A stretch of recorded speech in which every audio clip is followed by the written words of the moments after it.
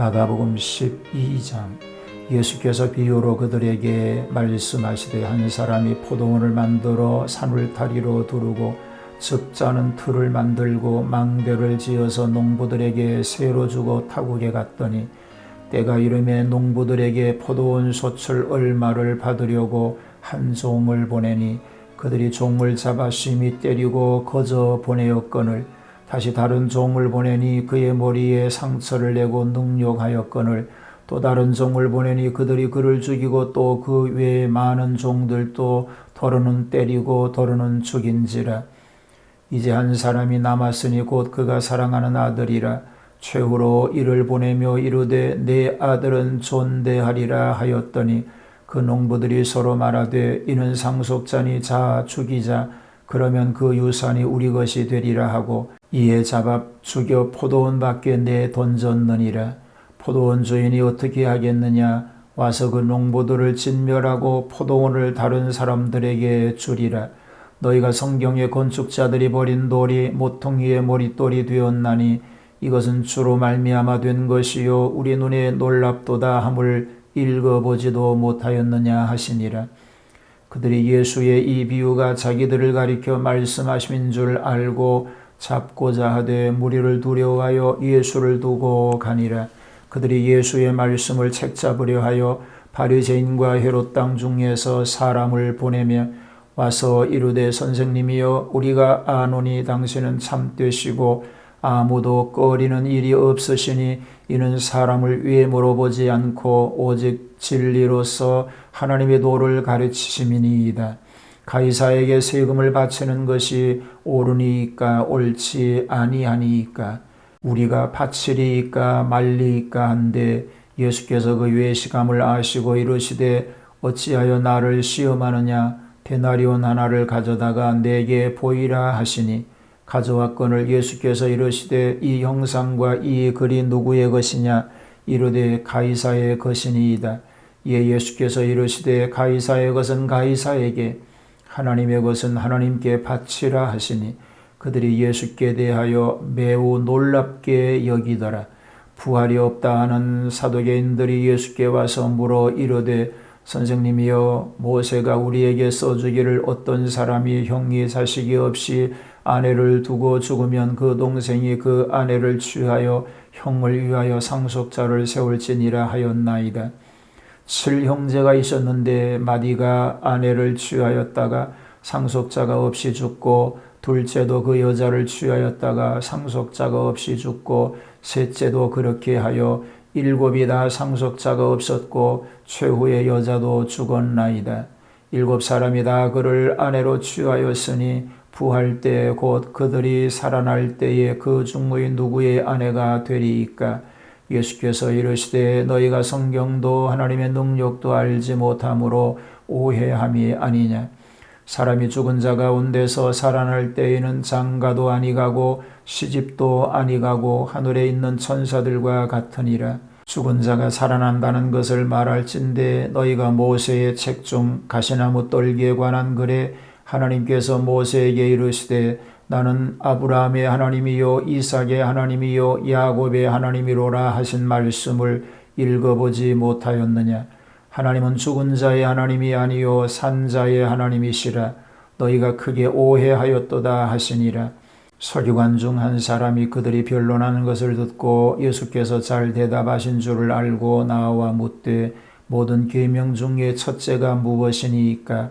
예수께서 대답하시되 첫째는 이것이니 이스라엘아 들으라. 주 곧 우리 하나님은 유일한 주시라. 내 마음을 다하고 목숨을 다하고 뜻을 다하고 힘을 다하여 주 너의 하나님을 사랑하라 하신 것이요.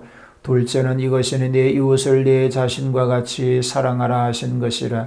이보다 더 큰 계명이 없느니라. 서기관이 이르되 선생님이여 옳소이다. 하나님은 한 분이시요 그 외에 다른 이가 없다 하신 말씀이 참이니이다. 또 마음을 다하고 지혜를 다하고 힘을 다하여 하나님을 사랑하는 것과 또 이웃을 자기 자신과 같이 사랑하는 것이 전체로 드리는 모든 번제물과 기타 제물보다 나으니이다. 예수께서 그가 지게 있게 대답함을 보시고 이르시되 내가 하나님의 나라에서 멀지 않도다 하시니 그 후에 감히 묻는 자가 없더라. 예수께서 성전에서 가르치실새 대답하여 이르시되 어찌하여 서기관들이 그리스도를 다윗의 자손이라 하느냐.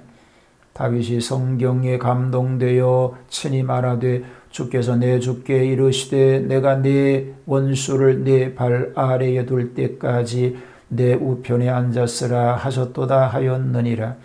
다윗이 그리스도를 주라 하였은즉 어찌 그의 자손이 되겠느냐 하시니 많은 사람들이 즐겁게 듣더라.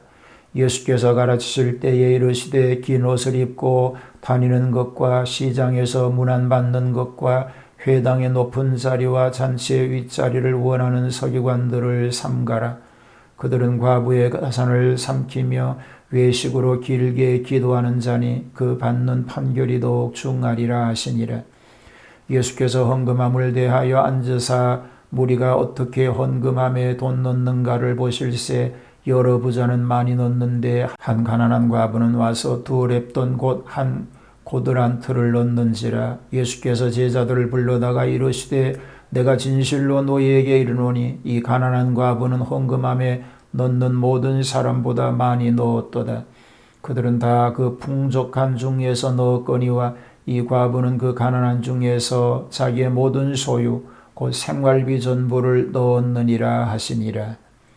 샬롬. 주님의 평화가 함께 하시기를 축복합니다. 마가복음 12장은 유대 교권자들과의 예수님 충돌 얘기가 소개가 됩니다. 악한 농부 비유에서 시작을 해서 적들의 모든 질문에 대한 해답이 있고 또 예수님의 임종이 가까움에 따라서 적에 대한 예수님의 태도가 매우 강경함을 엿볼 수가 있습니다. 악한 농부에 대한 비유가 1절로 12절에 소개가 됩니다. 마태복음엔 21장 33절로 46절에 소개가 되고 누가복음은 20장 9절로 19절에 소개가 됩니다. 자, 이 비유는 분명히 이스라엘 백성과 예수 그리스도와의 관계를 논한 것인데 이는 앞선 교권자들의 질문에 대한 역습입니다. 그리고 궁극적인 답변이기도 합니다. 앞서 말씀하신 천국 비유들은 현재적이며 교훈적이었으나 이는 종말론적이고 심판적이라고 보게 됩니다. 여기에 나타나고 있는 교훈의 뜻을 보면 산울은 율법을 얘기하는 것이고 구유는 제사 제도를 얘기하고 그다음에 망대는 성전을 의미합니다. 그리고 포도원 주인은 하나님을 얘기하는 것이고 농부는 교권주의자들입니다. 종은 선지자를 얘기합니다. 아들은 예수 그리스도를 뜻합니다. 자, 이 교훈은 그들과 그의 나라의 마지막 죄에 대하여 하나님의 주시는 심판의 예고적 교훈이 담겨 있는 것입니다. 간교한 질문 공세가 계속됩니다. 13절로 34절까지지요. 마태복음은 22장 15절로 40절에, 누가복음 20장 20절로 40절에, 그리고 10장 25절로 28절에도 언급이 되고 있습니다. 가이사에게 세금을 바치는 것이 옳으냐, 바리새인과 헤롯 당의 질문이기도 합니다. 저희들은 서로 원수지간이었습니다. 그런데 예수님을 시험하기 위하여서는 합작을 하였습니다. 시험하려는 문제가 정치적인 문제이기 때문에 이런 음모를 하게 된 것입니다. 납세가 가하냐 부하냐라는 것이죠. 가하다라고 하면 유대인 입장에서는 반민족주의자라고 할 것입니다. 부당하다고 한다면 로마 정권을 배경 삼아 반역자 취급을 할 것입니다. 여하튼 넘어뜨리려고 하는 계획이었음을 보게 됩니다. 그리고 사두개인들의 질문이 이어집니다. 부활에 대한 논쟁입니다. 두 번째 현세주의자들인 사두개인들이 이번에는 교리적 문제를 가지고 질문에 나섰습니다. 질문한 내용이 도무지 모순되고 유치한 질문을 한 것입니다. 저들은 성경을 오해하고 하나님의 능력도 알지 못하는 무식한 자들인 거로 부활의 세계는 현세처럼 시집가고 장가가는 것이 아니요 천사와 같이 성에서 초월하여 생활하는 것이라고 주님께서는 교훈하고 계십니다. 가장 큰 계명이 무엇냐고 서기관들이 질문합니다. 서기관들은 성경을 기록하고 번역하고 해석하며 국민을 가르쳐야 할 책임자들인 거로 계명을 몰라서 물은 것은 결코 아니었습니다. 하나님 공경과 이웃사랑을 최선을 다하여 하는 것이 계명이 가르치는 근본적인 교훈임을 예수님께서는 말씀하셨던 것입니다. 예수님의 반문과 과부의 연보 문제가 35절로 44절에 소개가 되고 있습니다. 그리스도와 다윗의 자손에 대한 얘기입니다. 마태복음 22장 41절로 46절에 누가복음 20장 41절로 44절에 소개가 됩니다. 먼저 다윗과의 관계를 말하였는데 이것은 직접적인 물음에 대한 답변은 아닙니다. 유대인들의 앞선 질문과 거기에 대한 반영된 그들의 생각에 대한 반문적 대답입니다. 내용은 그리스도를 다윗의 자손으로 통칭하는데 그 실인즉 다윗보다 먼저 있어 다윗의 주가 되신다는 사실을 암시하고 있는 것입니다. 그리고 이어서 서기관을 삼가라고 말합니다. 마태복음 23장 누가복음은 20장에 소개가 되지요. 바리새인들의 위선적 태도를 공박하였는데 긴 옷을 입고 시장에서 문안받는 것을 기뻐하고 회당에서나 잔치집에서 높은 자리에 앉기를 원하는 공명심이 가득 차 있는 위선자들이라고 책망하시면서 그들 내심에는 과부의 가산을 탐하는 악질적인 사람들이라고 논박하고 있습니다. 가난한 과부의 헌금 문제입니다. 이 연보에 대한 예수님의 관찰을 말하는 것이지요. 누가복음에는 21장 1절로 4절에 소개가 됩니다. 한 번은 예수님께서 연복궤 앞에서 연보하는 것을 보셨습니다. 여러 부자들이 많이 드리는데 특히 가난한 과부가 2렙돈 곧 한 고드란트를 드린 것입니다. 즉 가장 작은 것을 헌금한 것입니다.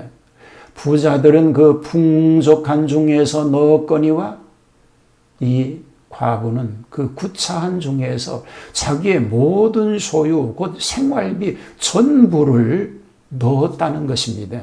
그러니까 가장 많이 넣은 자가 된다라고 예수님은 칭찬하고 계십니다.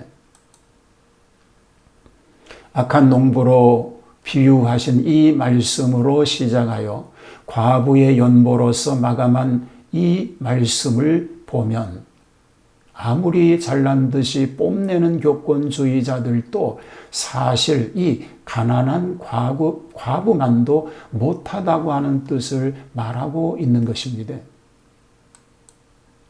오늘 하나님의 백성들은 하나님 앞에 온전함으로 설 수 있으면 좋겠습니다. 형식적 종교인이 아니고 형식적 의식적 교회 생활이 아니라 하나님을 기쁘시게 해드리는 그런 삶이 다 되기를 주님의 이름으로 축복합니다. 하나님 앞에 더 겸손하게 살게 하옵소서. 하나님 앞에 더 낮아지는 생활을 통하여서 하나님의 영광을 드러내는 그런 삶만 되게 하옵소서.